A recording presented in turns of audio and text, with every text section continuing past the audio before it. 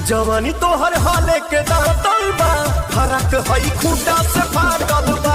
जवानी तोरे हाले के दातल बा, फरक हई खूटा से फाटल। जी हाँ दोस्तों, हो गया है बवाल चोरी। जानेंगे इस वीडियो में कि कौन किसका गाना चुराया है। तो दोस्तों आइए इस वीडियो में पूरी जानकारी देने वाले हैं।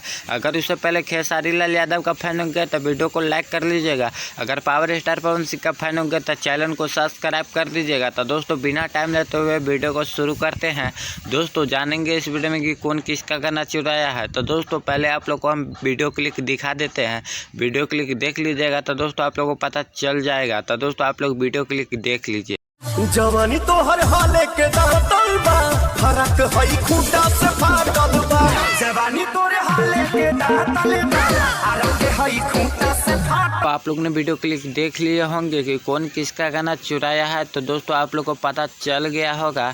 तो दोस्तों आप लोग को पता नहीं अभी भी तक चला है। तो दोस्तों हम बता दें कि पावर स्टार पवन सिंह का गाना खेसारी लाल यादव ने चुरा लिया है। तो दोस्तों बहुत ही बड़ा विवाद बन चुका है भोजपुरी इंडस्ट्री में।